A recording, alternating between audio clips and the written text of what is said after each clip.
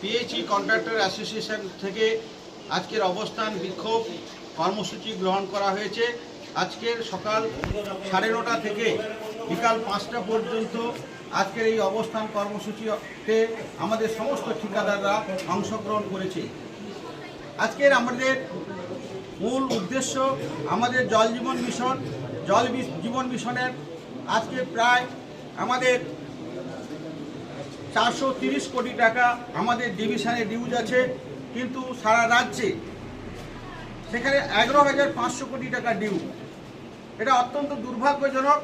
আজকে 18 মাস আমাদের পেমেন্ট বন্ধ, সেই জন্য আমরা শ্রমিককে টাকা দিতে পারছি না, ম্যানুফ্যাকচারদের টাকা দিতে পারছি না। আমাদের সংসার প্রতিপালন করার পক্ষে ভীষণভাবে সমস্যায় পড়েছি। আর মেনটেন্যান্সে যেটুকু টাকা দেয় তাও মেনটেন্যান্সের এখন পেমেন্ট ডিউজ প্রায় আমাদের ডিভিশনে 10 কোটি টাকা।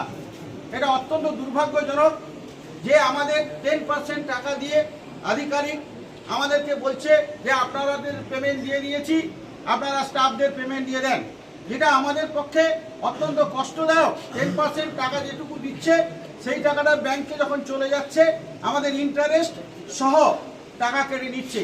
তার ফলে আমরা শ্রমিক, আমাদের ভাগ অপারেটর, পাম অপারেটরদেরকে বেতন দিতে পারছি না। এটা অত্যন্ত দুর্ভাগ্যজনক আমাদের ক্ষেত্র থেকে। এটা আমাদের পিএইচই দপ্তরের আজকের সর্বপ্রথম ইতিহাস হয়ে সাক্ষী থাকলো। এবং আমাদের ডট খরা, যাকে বলে ডট এবং খরা সহ ইলেকশন, পঞ্চায়েত নির্বাচন, লোকসভা নির্বাচনে প্রায় 20 কোটি টাকা ডিউজ হয়ে পড়ে আছে, যেগুলো আমরা আজকে দীর্ঘদিন ধরে পাচ্ছি না। তার ফলে আমরা আজকের এই বিক্ষোভ এবং অবস্থানে সামিল হয়েছি। ডটের প্রায় 40 কোটি টাকা ডিউজ আছে। মোট আমাদের ডিভিশনে এই মুহূর্তে 500 কোটি টাকা প্রয়োজন।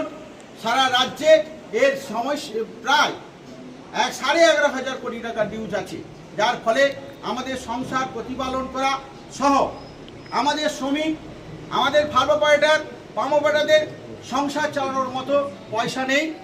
যার ফলে আমাদের আত্মহত্যার কিছু ঠিকাদার আত্মহত্যা করেছে আমাদের সারা রাজ্যে।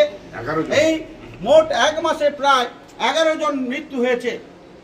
একজন আমাদের কোচবিহারে ট্রেনে কাটা হয়ে গেছে, একজন আমাদের সাথী।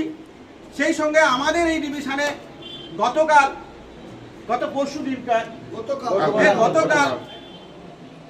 আমাদের সাথী, অত্যন্ত ভালো মানুষ, তিনি মারা গেছেন।